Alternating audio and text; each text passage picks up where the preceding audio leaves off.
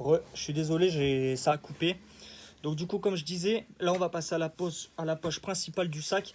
Donc moi je pars toujours sur une bouteille isotherme pleine, une gourde pleine de façon à ce qui me sert à boire comme je le décide, comme j'en ai envie. Et c'est à portée de main, c'est pas dans le sac à dos. Dans le sac à dos, je prévois toujours entre 3-4 litres de flotte. Alors ça c'est pour déjà le départ. Ensuite, étant donné que moi on est 3 à la maison, j'ai un petit carnet. J'emmène toujours un petit carnet où dedans il y a des plantes médicinales, etc.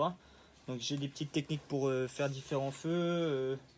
J'ai des projets, etc. Ici en fait je note tout ce que je fais. Et ça, vous y verrez pas parce que ça c'est un peu comme un journal intime. C'est privé. C'est privé, puis j'ai pas envie de vous faire voir mes projets pour le moment. J'ai ma machette. Ma hachette. J'ai ma machette. Ça c'est pareil, je l'ai toujours dans mon sac avec moi, ou si je l'ai pas avec moi, elle est à ma bad.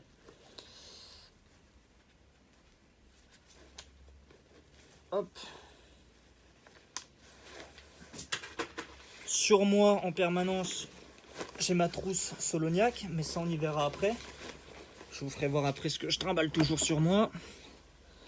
Ça c'est mon ceinturon, qui est pareil, la plupart du temps est toujours sur moi. Donc là il y a le couteau à saucisson de la gueule et le couteau à dépecer. De la marque pareil, de la marque Soloniac pareil. Et donc j'achète beaucoup chez Decathlon. En même temps c'est de la qualité, donc je vois pas pourquoi je devrais pas en acheter. Hop, donc j'ai dans ce sac, j'ai 2 petits oreillers comme ceci. Vous avez juste à les gonfler, comme ça. Et ça gonfle, c'est super bien. C'est confortable. Je les avais pas payés cher à l'époque, mais j'en suis très très content en tout cas. Un hamac, parce que comme je l'ai dit, on est plusieurs dans la famille et si on doit évacuer, je réserve là une toile de tente que moi je porterai sur mon sac à dos en plus. Étant donné qu'il y a très bien la batte pour vivre, mais je connais en fonction des âges des enfants, etc. Il y a des fois tu peux pas te permettre de laisser dormir ton enfant sur des branchages ou etc. Étant donné dû à son jeune âge. Donc du coup moi je prends un hamac, moi j'adore dormir dans ce hamac et je réserve une toile de tente avec duvet, etc. Pas matelas gonflable, mais ça je peux trouver, ça j'en ai caché à la bad, mais voilà. Donc ça c'est super important d'en avoir. Moi-même quand le jour là cet été bientôt, donc prochainement quand je vais partir sûrement probablement au trek, je vais emmener mon hamac. J'emmènerai pas ma toile de tente. Ma toile de tente elle est réservée vraiment si vraiment il y a une grosse couille et qu'on doit partir en urgence, mais sinon ça sera hamac et voilà. Alors dans ce sac j'ai quoi? J'ai du cordage. Je prends un principe que du cordage ça peut toujours servir, donc j'en ai toujours. Ça c'est le sac réservé matériel, on est d'accord, hein, pour ceux qui n'ont pas encore saisi. J'ai mon réchaud. En général, je me fournis avec des petites bouteilles de camping gaz comme ça, en CV300+, en butane propane. C'est des 240 grammes, donc vous calculez en fonction du nombre de jours que vous partez. À savoir que le CV300+, c'est 2 heures de... Attendez, je vais vous dire ça tout de suite parce que c'est marqué derrière la boîte. C'est 2h40 d'autonomie. Donc pendant 2h40, vous pouvez bouffer avec ça. Donc 2h40, vous passez pas 2h40 quand vous êtes dehors en plein trek à faire à bouffer. Je pense pas qu'en tout cas vous passez 2h40 à faire à bouffer. Donc voilà. À savoir que ce qui est bien avec un réchaud comme ça, c'est qu'1 litre de lait en 1 minute 17, c'est chaud. Bah non, même pas. En même pas 1 minute 17, Pardon, je vous dis des conneries, en 5 minutes 30. En 5 minutes 30, 1 litre de lait ou un truc comme ça, c'est chaud quoi. Donc ça va relativement vite en fonction de ce que vous faites avec quoi. Voilà, donc ça en général j'en ai toujours 2 ou 3 dans le sac. Pareil, j'en prévois, si un jour je dois évacuer, j'en ai toujours 2 ou 3. En l'occurrence, quand je pars en trek sur des journées où je pars en balade les après-midi, j'en emmène le matin, que je pars tôt le matin pour la journée, j'emmène une, c'est suffisant. Ok. Donc voilà. Une petite gamelle. Ça c'est une petite gamelle. Voilà, donc rien d'extraordinaire, hein. C'est une gamelle qui vous sert pour... Il y a un couvercle, il y a fourchette, couteau, voilà, vous faites à manger dedans, vous pouvez faire réchauffer, etc. C'est super pratique, mais voilà quoi. Après, c'est à manipuler avec prudence parce que ça reste quand même...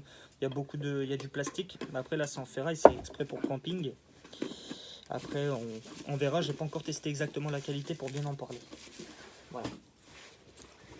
Dans cette petite trousse, j'ai tout ce qui est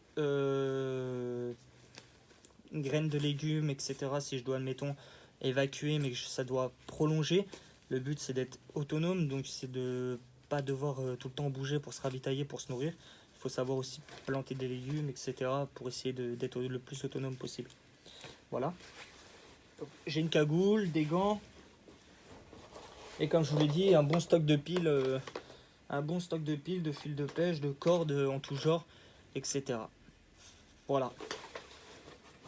Voilà pour moi mon sac, la plupart du temps, mon sac plutôt plus matériel qu'autre chose. À savoir que moi, pour mon cas, on est plusieurs dans ma famille. Ma famille est nombreuse. Donc si on doit évacuer, on évacue à plusieurs sacs. Moi je porte le sac matériel, tout ce qui est toile de tank le plus lourd au final. Et je sais qu'en tout cas ma femme, moi son sac il serait principalement de vêtements, couverture, bouffe pour enfants parce que j'ai un enfant. Et voilà. J'ai oublié de vous dire, j'ai une trousse de secours. Une trousse de secours avec tout l'équivalent et je peux même procéder à une opération. J'ai de quoi faire une opération. J'ai investi beaucoup d'argent dans les premiers secours.